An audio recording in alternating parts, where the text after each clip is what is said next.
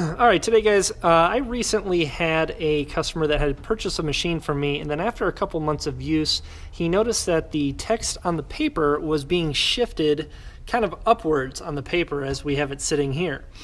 And I just happened to be in the area, so I stopped by and we talked a little bit and we tried a couple things. We couldn't really figure it out, but it turns out it was the easiest fix in the world. We just had a broken drawer. And so I'm going to show you that, and it's a very common issue actually, and I've seen it multiple times. So today we are going to learn how to fix that alignment. Copier copying, take 3.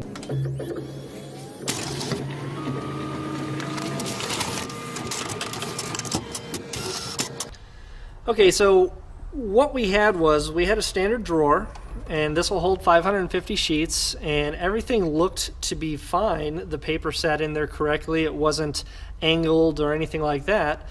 But what had happened was that these guides, this front and back guide, are actually connected underneath the paper. And I can show you that.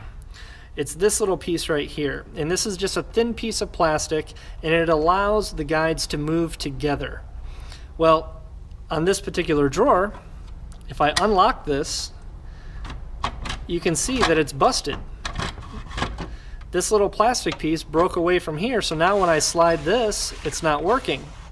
So what happened with my customer was that the paper was in here, and it was nice and tight at the LT spot here, but the paper actually shifted upwards by about 1/2 inch, and it was being fed through the system that way. So theoretically, the image was being placed on the paper correctly, it's just the paper was in the wrong spot. It was just off center.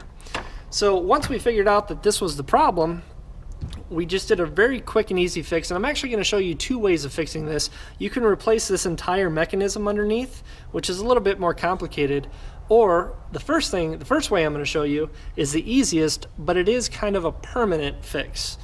So I really recommend doing this first fix on a drawer that you know you're always going to have the same type of paper in.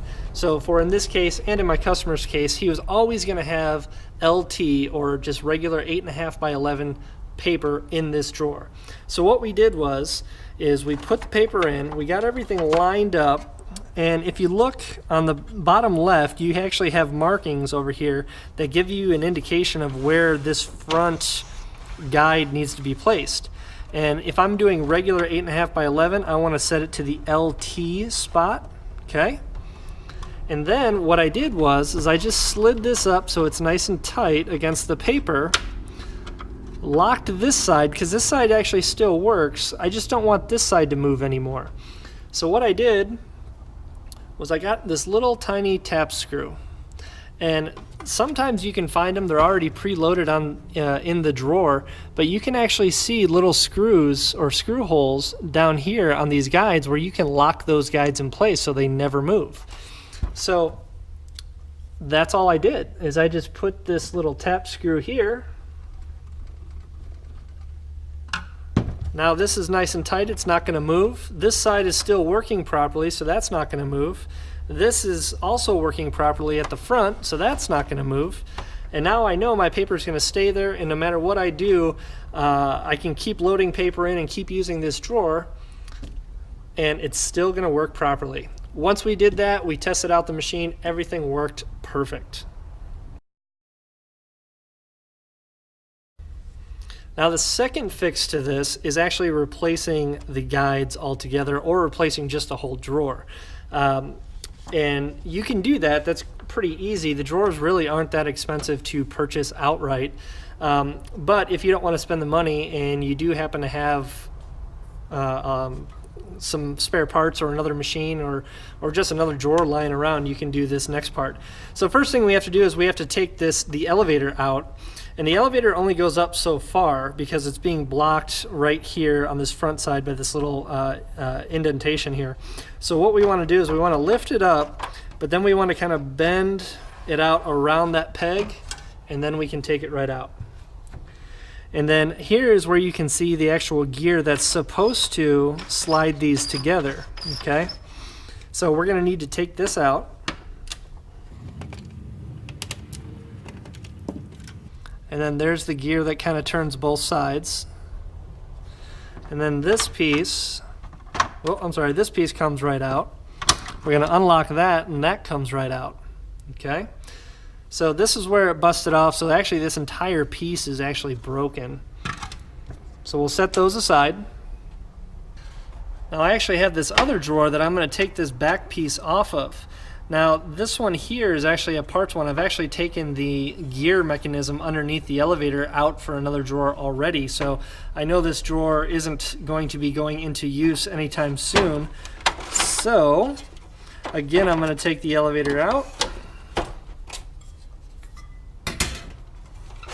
And you can see it's missing the gear, but you can see that this whole piece is still connected.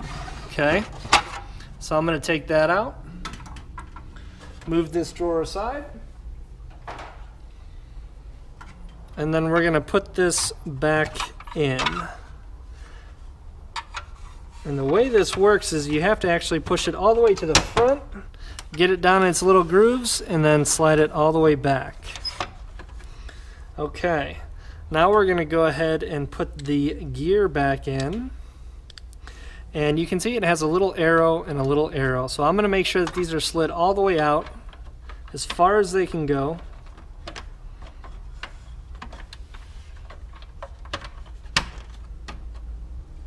Push that in, and I'm just going to give it a little test here. Make sure that it's all nice and even, which it is. Okay, and remember we have 2 screws that we're going to put back in here so this doesn't move.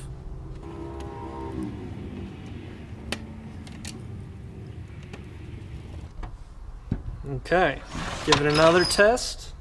Let's put the elevator back in. The elevator has to kind of go to a vertical first around its 2 pegs. And then again, as you go down, you have to push this front end in a little bit until it goes around the peg, and then it's down. Now we have a working and operational drawer.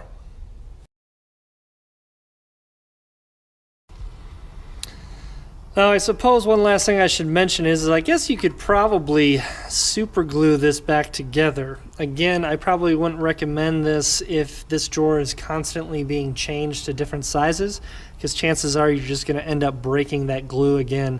But if it's a drawer that's going to keep the same size paper in it for pretty much its entire lifetime, go right ahead and super glue that back on. But I would also still recommend using that tap screw right here at the back just to make sure that this doesn't move.